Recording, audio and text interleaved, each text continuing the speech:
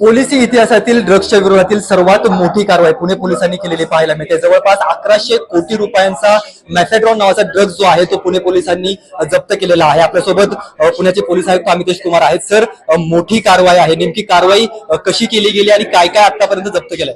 कालचे तपास सुरू होता, ज्यामध्ये काल 3 आरोपी अटक करण्यात आले होते। अंदाजन 3.5 कोटीचे मुद्देमाल जप्त करण्यात आला होता। त्याचे तपासमध्ये 2 फॅक्टरीज विश्रांतवादीच्या हद्दीत होता, जिथे सर्च करण्यात आली। तिथे 55 kg MD सापडला।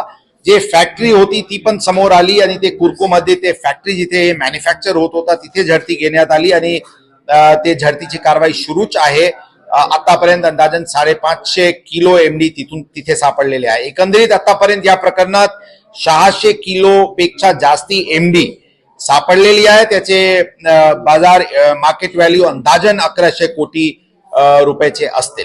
यामध्ये जे काही अपवर्ड आणि इतर डाऊनवर्ड लिंकेजेस आहेत त्यांना शोधण्यासाठी आमचे वेगवेगळे क्राईम ब्रांचचे पथक वेगवेगळे शहरात प्रीपोजिशन करण्यात आलेली आहे। इतर स्टेट आणि सेंट्रल एजन्सीजची मदतीने आम्ही पुढील तपास करत आहोत। सर, राज्य पोलीस दलाकडून केलेल्या कारवाईमध्ये ही मोठी कारवाई मानली जाते। इथून पुढे जे आहे ते आणखी धागेदोरे समजण्यासाठी किंवा आणखीन पकडण्यासाठी किती पथकं तुम्ही तैनात केलेली आहेत, किती लोक आहेत आणि काय वाटते कितीपर्यंत मोठी ही व्याप्ती असेल? ही व्याप्ती 600 किलोचे MD ड्रग्ज सापडणे नक्कीच याचे व्याप्ती मोठाच दिसते।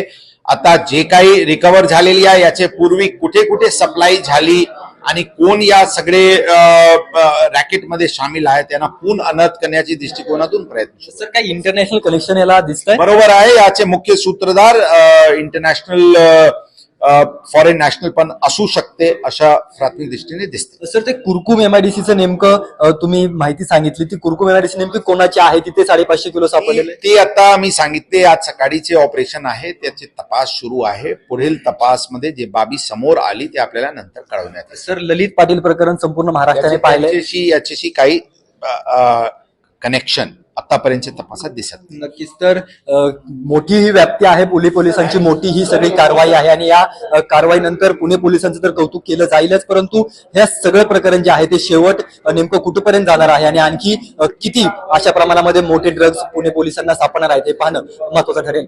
रोहन कदम, जय महाराष्ट्र न्यूज, पुणे।